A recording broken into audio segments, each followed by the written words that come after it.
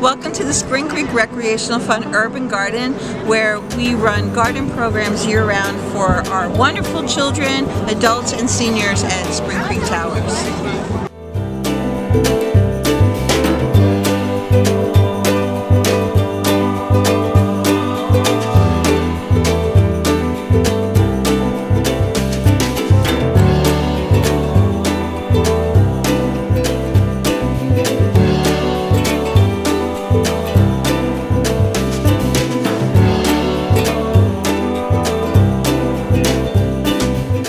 When Lene and I got together and I started to see the work also that was being done with Lene and Eileen during the media club, I thought what a phenomenal experience it would be to have the senior garden club, which are the elders, the after school garden club, which are elementary school kids, are all learning the same thing. They're learning about climate change. They're learning about pollinators and the need of them.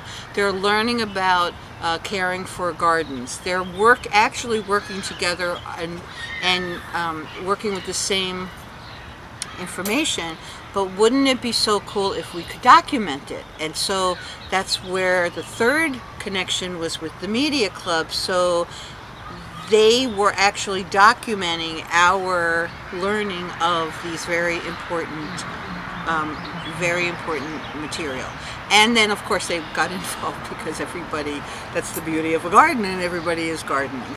So what we did was Jackie took her curriculum for hydroponic and aquaponic gardening, as well as our combination of the curriculum we have currently in existence for the media club, and we combined it. So it became a triangle that was really sort of laid itself out open to us, and we decided to just go with it and to have finished product being the documentary, the film, that the children were doing. I mean, it's all from the lens of the children and what their take is, and to interview the seniors, and the seniors come up with stories of, like, you know, when they were little, or what this area was like 50 years ago. And I mean, that just kind of lends itself to even more wonderful material. So the kids got to write, produce, be talent in, and film and direct, and all of it for the project together as a collaboration with one of our seniors, Miss Ruth Horowitz, who is an amazing gardener. So the Senior Partners Garden Club is a very special club to me because I've had the honor of working with these people for 4 years now and working in the garden.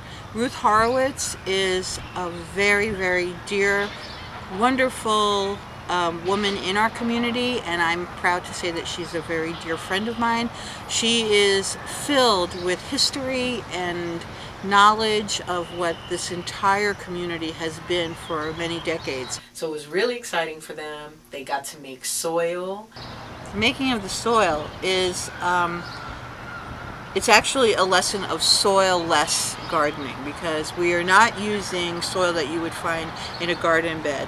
What we're doing is we do a recipe of coir, which is coconut husks, perlite and vermiculite, which is mineral from volcanoes, which helps maintain the moisture. And it's really just creating a controlled soil-less substance that acts as the support medium for any kind of planters that they need to be like a light base. Like, you know, that's what we use in greenhouses, and it's just a very sustainable way of growing seedlings. They got to create these hydroponic terrariums out of upcycled soda bottles, and they got to use, you know, the soldering irons and all that, and create that with the soil, and they learned about drainage and all that. Sub-irrigated planters are a very fun way to show how to repurpose a bottle, and how to take recycling and to repurpose a plastic liter bottle and build, it's called a passive hydroponic system.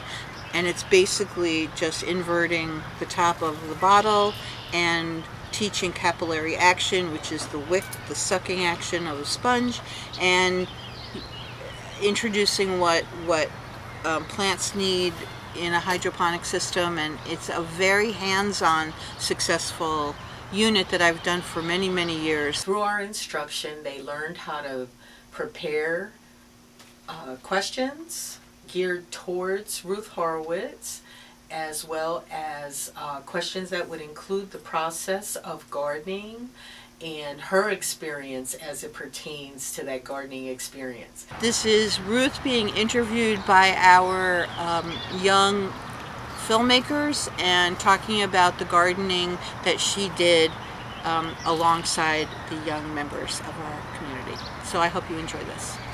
What inspired you to garden, to be a gardener? I think the inspiration from gardening came from my parents, because as I once told somebody, my father had a fig tree, and every year he added height to it from everything that was around. Every blanket went around the tree, and he was a carpenter by trade, and he used to get it higher and higher and higher.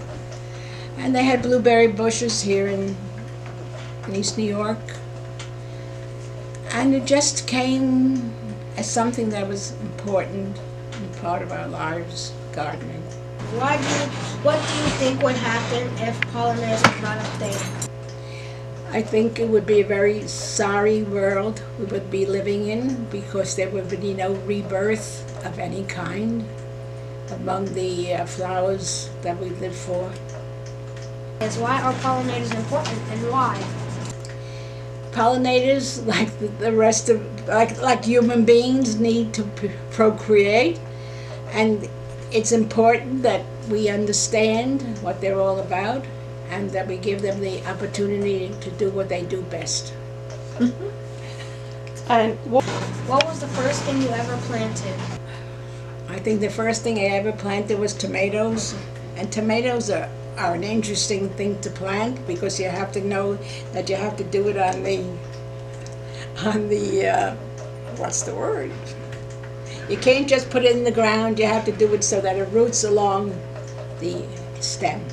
Why does monarch butterflies fly in colonies? I guess it comes from way back, that this is what their ancestors did, and they just don't like that, in my opinion. Maybe they just don't like to be alone.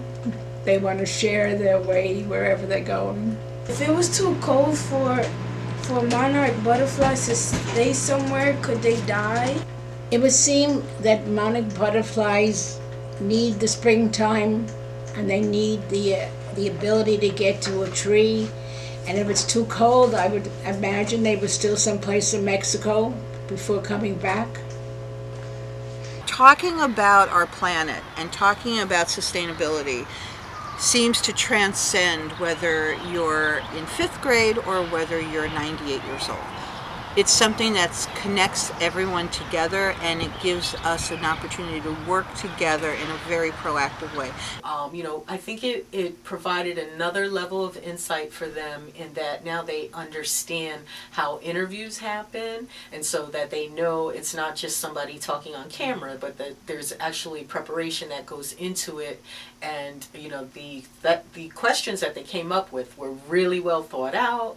They were very engaging, and they made Ruth really think about her answers. And so I think the biggest impact and joy is to see that conversation. It's not a forced conversation. It's like really interested, and it's good for the seniors because they've seen our planet go through all these changes, and it's essential for these children to get it because it lands on them. Never underestimate 4th and 5th graders, because they can do anything.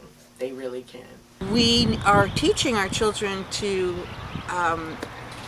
be tolerant of diversity and to learn to understand one another, and that's exactly what happens here.